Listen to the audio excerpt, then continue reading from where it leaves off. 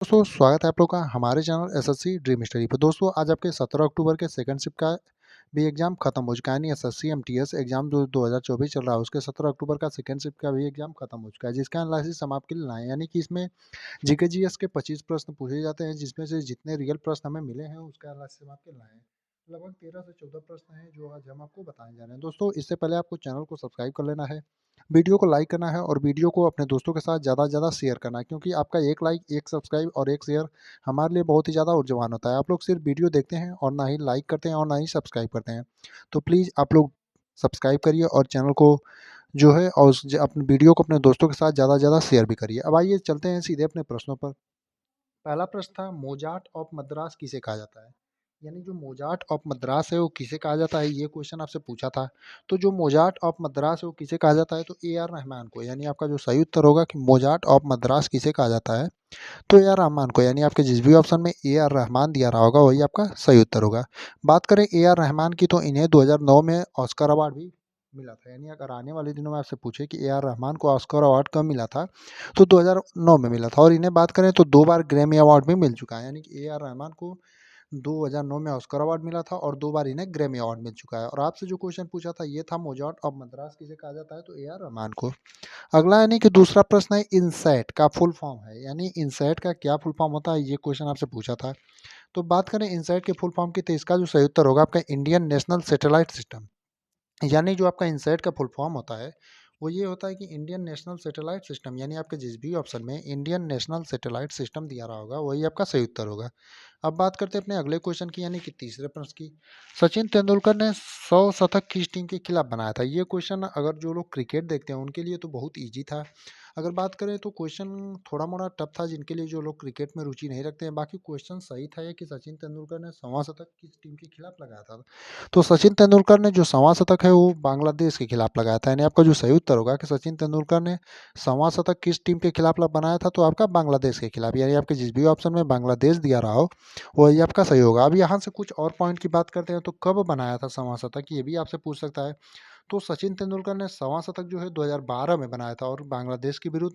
और Asia cup का addition चल रहा था और आपका जो स्टेडियम था मीरपुर का था।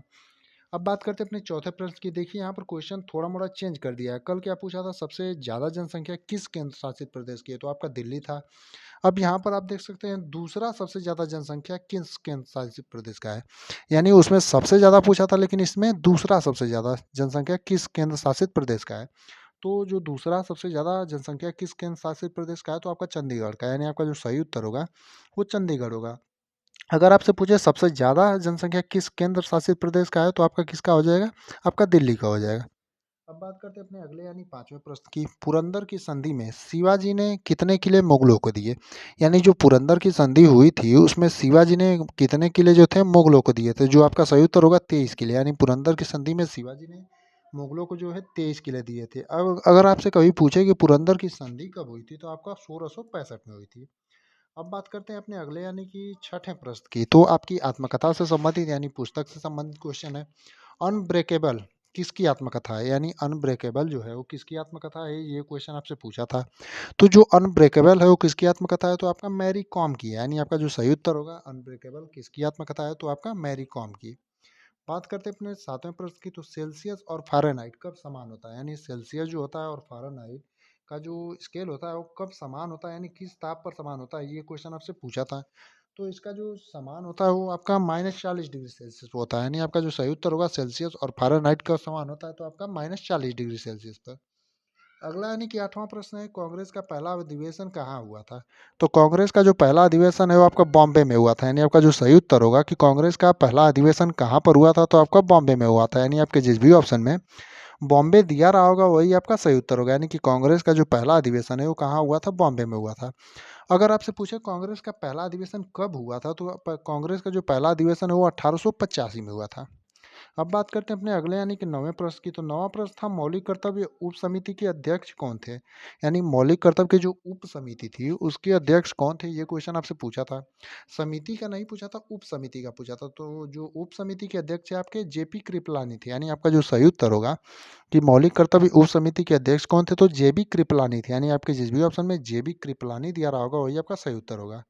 अब बात करते हैं अपने अगले यानी कि 10वें प्रश्न की, लेटेराइट मिट्टी में क्या अधिक पाया जाता है? यानी जो लेटेराइट मिट्टी होती है, उसमें क्या अधिक मात्रा में पाया जाता है? ये क्वेश्चन आपसे पूछा था। तो जो लेटेराइट मिट्टी में अधिक मात्रा में पाई जाती है, आपका आयरन पाया जाता है। यानी आपका जो सही उत्तर होगा कि लेटेराइट मिट्टी में क्या अधिक मात्रा में पाया जाता है, तो आपका आयरन पाया जाता है।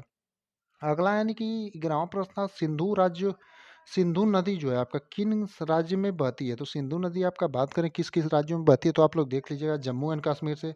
अब इससे संबंधित प्रश्न पूरा सही से नहीं पता था। तो सिंधु नदी किस राज्य में बहती है? जम्मू कश्मीर, हिमाचल प्रदेश, राजस्थान और हरियाणा में, यानी कि 4 राज्यों से आपका सिंधु नदी जो है वो बहती है। अगला क्वेश्चन है, बैलाटा नृत्य किस राज्य से संबंधित है? तो जो आपका बैलाटा नृत्य है वो किस राज्य से संबंधित है? तो आपका कर्नाटक से संबंधित है। यानी आपका जो सही उत्तर होगा कि बैलाटा नृत्य किस राज्य से संबंधित है, तो आपका कर्नाटक से। 13वां और अंतिम प्रश्न, क्योंकि 13 ही प्रश्न हमें इससे मिले थे, तो 2022 में महाराष्ट्र के उप मुख्यमंत्री कौन थे? यानी 2022 में महाराष्ट्र के उप मुख्यमंत्री कौन थे, ये क्वेश्चन आपसे पूछा था। तो जो 2022 में महाराष्ट्र के उप मुख्यमंत्री थे आपके अजीत पवार थे। यानी आपका जो सही उत्तर होगा वो अजीत पवार होगा।